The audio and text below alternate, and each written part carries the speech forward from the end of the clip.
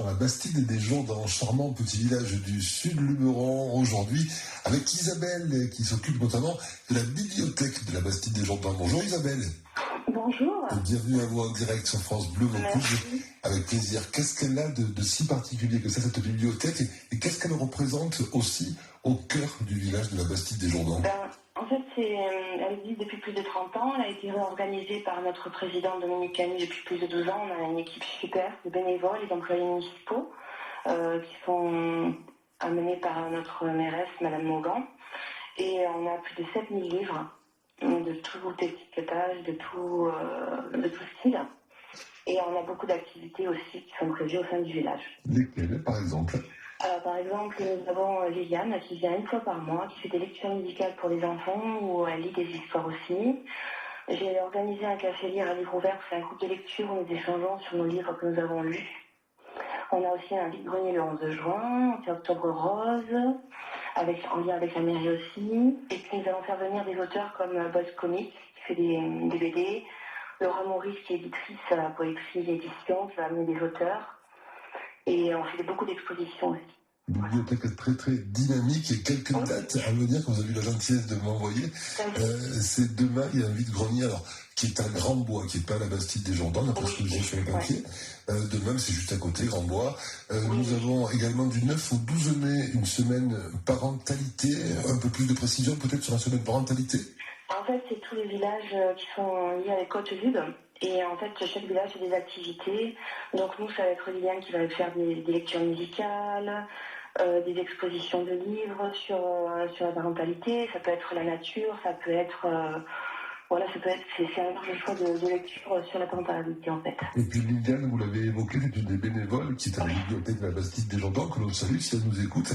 Elle fera une lecture musicale le 9 mai. Ça veut dire qu'elle arrive à la fois à lire et à jouer d'un instrument de musique en même temps? Non, en fait, elle va prendre un livre sur l'été avec les catégories visuelles en arrière comme musique, et les enfants regarderont les images de ce livre.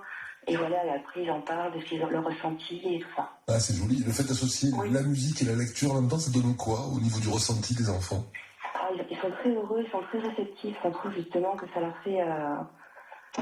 ils réagissent vraiment bien par rapport à la musique et la lecture, enfin les images en même temps, en fait. Vous aurez également Liliane qui va nous faire une lecture Dis-moi une histoire. Ça sera le 10 mai. Ça, c'est sur le thème de la nature. Et le dernier, un café lire à livre ouvert, c'est ce que vous disiez, c'est le partage un petit peu des coups de cœur littéraires de chacun. Tout à fait, on partage, nous avons tous des goûts différents et on essaie de faire les meilleurs aux autres la lecture, et c'est mon but en fait, que tout le monde ait accès à la lecture et puisse en parler après, quoi. Est-ce qu'on peut vous amener des ouvrages qui ont déjà été lus pour quelque part un petit peu renforcer votre stock, ou ce n'est pas la peine? Bien sûr, on prend des livres brochés, donc eux seront exposés, et les autres livres de poche, on les met, soit on les vend pour après racheter des livres pour la bibliothèque, même si la mairie nous achète aussi des livres, ou on les donne à Marielle, qui est une plateforme de revente de livres d'occasion, en fait. Alors Isabelle, profitez-en, vous êtes sur France Bleu Vaucluse, on est très écoutés sur le Vaucluse, et dans le sud Vaucluse, le sud du Luberon aussi, il y en a beaucoup.